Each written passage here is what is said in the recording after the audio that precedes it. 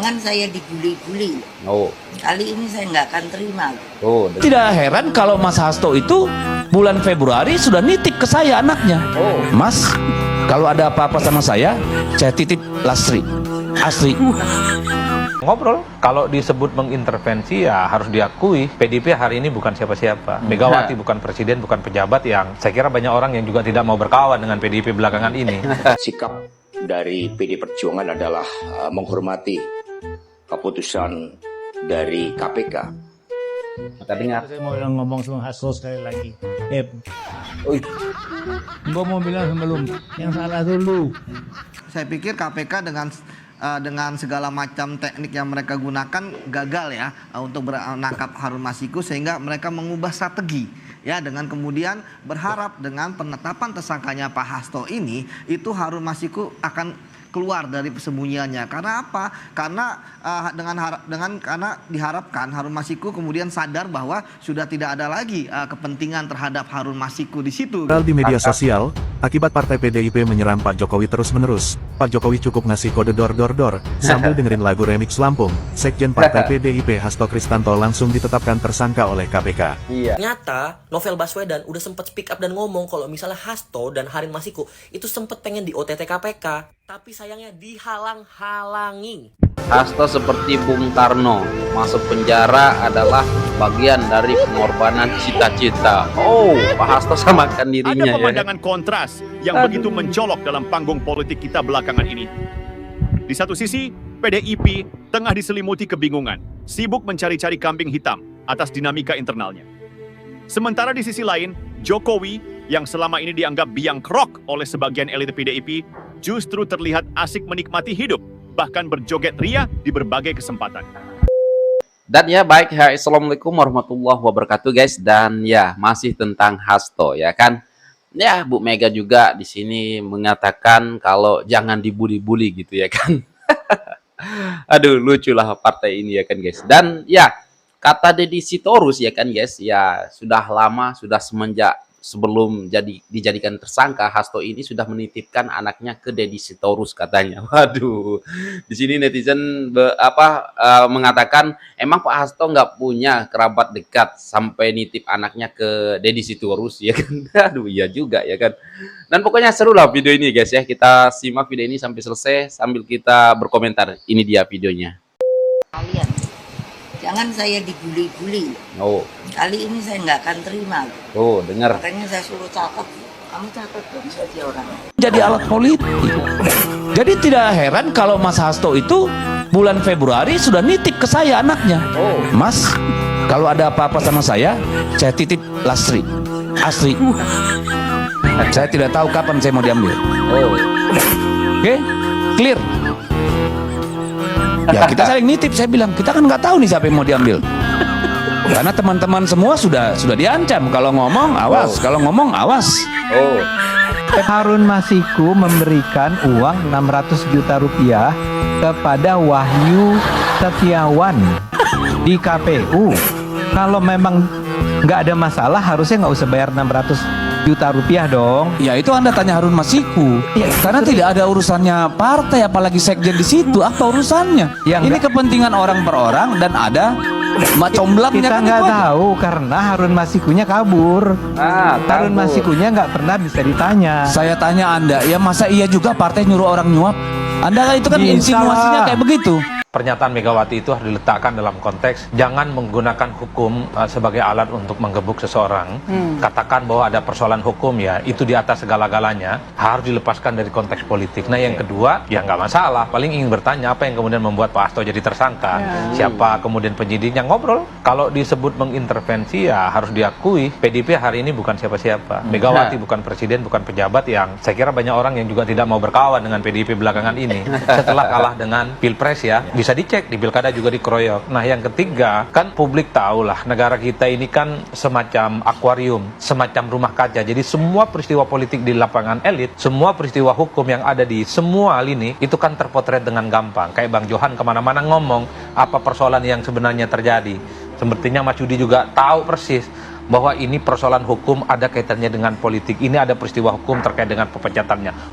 Setelah penetapan saya sebagai tersangka oleh KPK, maka sikap dari PD Perjuangan adalah menghormati keputusan dari KPK.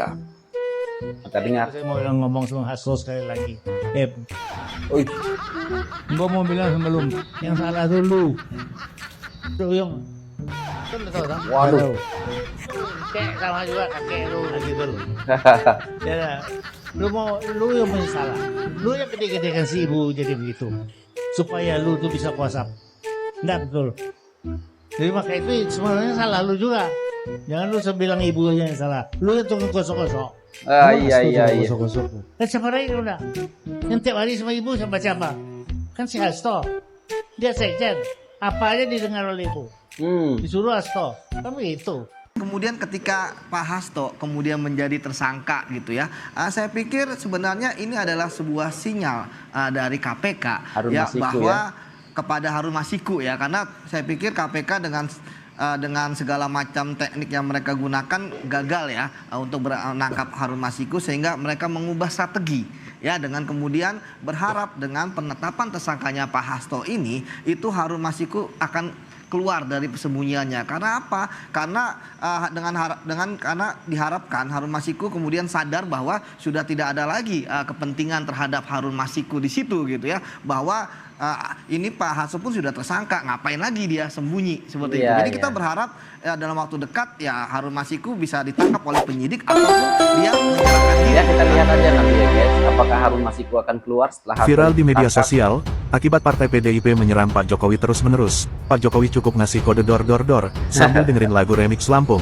Sekjen Partai PDIP Hasto Kristanto langsung ditetapkan tersangka oleh KPK. Iya. Kaisang suka ngasih kode buat pejabat di luar PDIP, Pak Jokowi langsung mainnya ke Sekjen Partai. Wow. Kelas memang Pak Jokowi ini, ucap warganet. Begitulah kalau diserang terus tapi tetap diam, sekali bergerak bukan kaleng-kaleng. Iya. Mantap Pak Jokowi, ucap warganet yang lain.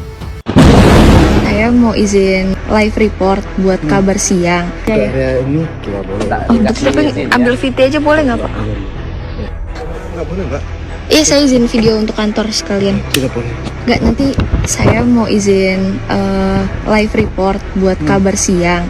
Kan di sini nggak boleh. Rencananya bolehnya di mana ya Pak? Ya, yang penting untuk area di sini nggak boleh. Mbak mau kode di belakang atau mau di Nggak boleh ya rekam di depan rumah Hasto ya. Di sini. Berarti Bapak dari Saya koordinator Satgasnya Cakrabuana. Cakrabuana ya? Oke, punten Pak. Berarti di depan aja ya? Area ini tidak boleh. Oh, berarti tapi ambil VT aja boleh nggak Pak? Udah pernah disiram air keras, udah pernah ngebela KPK mati-matian sampai dikatain radikalisme lah segala macam. Ternyata Novel Baswedan udah sempet speak up dan ngomong kalau misalnya Hasto dan Harun Masiku itu sempet pengen di OTT KPK, tapi sayangnya dihalang-halangi. Yang ini Udah dari dulu ya guys. Emang sempet terendus nama Hasto Kristianto. Tapi setelah 4 tahun akhirnya proses berjalan ya kan, KPK berjalan juga cari bukti-bukti yang lengkap, akhirnya dapat konkret buat netapin Hasto sebagai tersangka. Ini tinggal sisanya Harun Masiku aja. Sudah jelas-jelas terendus dari 2020, tetap aja dibelain sama Bu Mega. Dan masih banyak orang-orang yang ngebela dia yang sudah jelas-jelas salah. Suap itu salah. Suap itu masuk dalam tipikor, tindak pidana korupsi. Orang yang melakukan tipikor disebut koruptor. Suap, gratifikasi, itu udah jelas di undang-undang itu salah. Masuk ke dalam tipikor. Netizen bilang apalah ruginya si Hasto buat negara ini segala macam play. Ya salah lah. Sudah jelas kriminal melanggar undang-undang. Terus yang lain itu yang di kabinet merah putih sekarang kan harusnya ditangkap-tangkepin juga bang. Kan itu mereka juga salah. Ya kalau sudah terbukti ya tangkepin aja. Gue dukung kok koruptor. Iya benar. Tangkep aja semua koruptor yang tangkep ada aja di kabinet merah putih kalau misalnya terbukti dan merah memang sudah putih dipublikasi kayak ya jelas tangkep mereka aja. salah. Yang salah ngapain kita bela men? Benar. Artinya nggak boleh pandang bulu partai apapun, sekalipun ada partai Gerindra yang memang korupsi ya tangkep. Tangkep. Gak ada urusan. Kita nggak ada urusan. Ini kayak partai Ono. Intinya kita harus sama dalam mentreatment parpol-parpol ini, orang-orang parpol ini. Hasto seperti Bung Karno, masuk penjara adalah bagian dari pengorbanan cita-cita. Pak Hasto samakan dirinya Ada ya. pemandangan kontras yang begitu mencolok dalam panggung politik kita belakangan ini. Di satu sisi, PDIP tengah diselimuti kebingungan, sibuk mencari-cari kambing hitam atas dinamika internalnya. Sementara di sisi lain, Jokowi yang selama ini dianggap biang kerok oleh sebagian elit PDIP justru terlihat asik menikmati hidup bahkan berjoget ria di berbagai kesempatan. Gambar ini, meski sederhana, menyimpan ironi mendalam. Sebuah partai besar yang dulunya menjadi simbol kekuatan dan perjuangan kini terlihat terjebak dalam pusaran krisis internal. Dan Jokowi yang seharusnya menjadi penyelamat mereka malah berdansa seolah mengirim pesan, hidup terlalu singkat untuk terjebak drama kalian. Tidak dapat disangkal bahwa PDIP saat ini sedang menghadapi masa-masa sulit. Retaknya hubungan dengan Jokowi bukan lagi sekadar rumor. Ini sudah menjadi cerita yang diceritakan di ruang-ruang publik. Alih-alih mengakui kesalahan atau mencari solusi, PDIP tampaknya lebih memilih bermain peran korban. Megawati dengan segala retorika politiknya terus melontarkan narasi tentang adanya pihak luar yang ngawut-awut partainya. Tapi mari kita bertanya dengan jujur, benarkah semua ini akibat pihak luar atau justru karena kegagalan internal partai dalam menjaga harmoni? Narasi ini semakin lemah jika dibandingkan dengan realitas politik di lapangan. Jokowi yang selama ini dianggap melenceng dari garis partai justru lebih diterima oleh rakyat. Ya benar. Dalam setiap langkahnya, ia menunjukkan bahwa politik tidak harus selalu kaku dan penuh intrik. Ia bahkan memanfaatkan momen santai seperti berjoget untuk menarik simpati publik. Tapi cara mereka berusaha mencegah agar dia tidak ditersangkakan adalah justru dengan cara membangun opini publik. Iya, tampil di podcast. Tampil di podcast, ada yang pakai nangis-nangis. Oh iya, Hasto ya. Bahkan menurut saya munculnya pernyataan Bu Mega bahwa saya akan turun langsung ke KPK kalau Hasto sampai ditersangkakan adalah semacam statement-statement politik untuk mengancam siapapun yang berani untuk mengganggu PDIP, mengganggu Hasto. Jadi cerita-cerita tadi dengan sengaja, ceritanya memang ada. Jadi memang betul bahwa dia akan dijadikan tersangka. Memang ada langkah-langkah untuk mempelajari di mana keterlibatan Hasto ini. Dan kelihatannya KPK memang sudah punya data semacam itu. Mereka sudah tahu nih, saya duga ya. Ya wajar lah, kita juga sering mendengar hal-hal semacam ini kan. Dikasih tahu, wah kayaknya KPK udah tahu tuh. Kayaknya Bapak kena deh. Iya. Nah sekarang harus dibangun sebuah skenario. Supaya ini tidak terjadi, maka dibangunlah sebuah narasi besar. Bahwa ada kebencian nih. Nah, tapi kebencian rupanya mereka tidak berani kalau kebenciannya dikatakan bahwa ini kebencian dari atau upaya ini dilakukan oleh pemerintahnya Pak Prabowo. Harus ada orang lain yang salah. Orang lain yang salah itu adalah yang paling gampang bagi mereka adalah Jokowi. Karena logikanya menjadi nyambung semua. Jokowi adalah orang yang semula kadernya PDIP, mengkhianati PDIP, keluar dari PDIP, tidak keluar-keluar, tapi karena itu harus dipecat, dan segera setelah dia dipecat, terjadilah kasus ini. Bahkan barangkali timingnya memang mereka sudah perkirakan, kenapa harus dinyatakan dipecat sekarang, itu adalah karena mereka sudah tahu bahwa kira-kira kapan akan dinyatakan sebagai tersangka. Sebelum dinyatakan tersangka, sudah keluar cerita bahwa dia dipecat. Sehingga sangat masuk di akal cerita Anda tadi. Gara-gara dipecat, ya Jokowi membalas, mengerahkan KPK untuk mentersangkakan Hasto. Menurut saya semua ini diciptakan karena informasi yang sepotong-sepotong itu sudah mereka miliki dan mereka harus rajut menjadi sebuah grand narasi yang masuk akal. Dan karena itulah sekarang mereka berulang-ulang mengatakan ini politisasi, ini kebencian Jokowi. Come on, Jokowi itu sekarang ngapain sih? Sedemikian powerful apa sih dia sehingga dia bisa mengarahkan ini semua? Tapi ya kembali ke tadi. Menurut saya sekarang ini kembali membuktikan bahwa semua cerita yang kita kenal dulu itu sekarang menjadi sangat masuk di akal.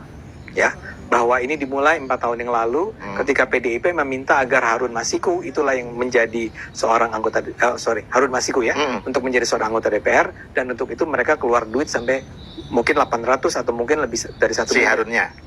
Nah, saya duga Harunnya ini kan bukan orang kaya raya, Bro. Ya. Kan itu pertanyaan saya. Kalau dia kan digambarkan sebagai sekedar lawyer, dan ingat loh, dia itu cuma calon nomor 4. Ya. Jadi nomor 5 bahkan. Jadi 1 itu adalah si adiknya Taufik Kemas, nomor 2 Aprilia yang Anda sebut.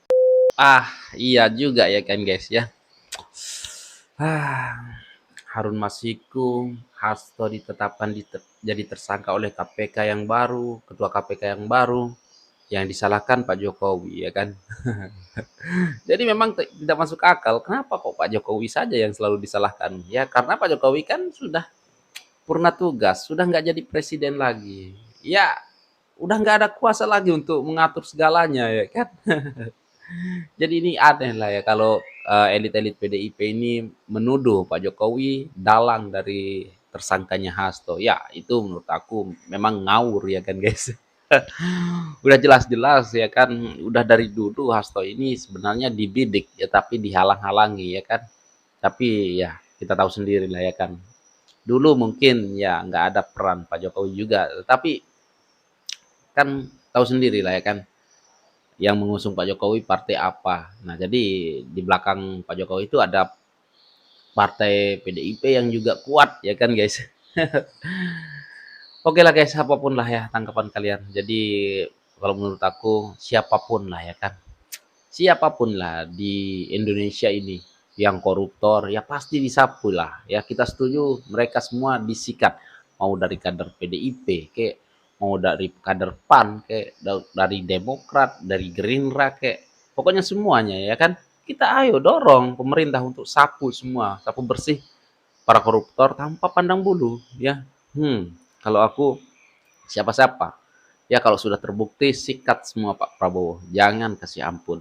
Nah, gimana menurut kalian guys? Coba kalian komen di bawah. Oke guys, mungkin itu saja untuk video kali ini dan sekian terima kasih. Assalamualaikum warahmatullahi wabarakatuh. Bye.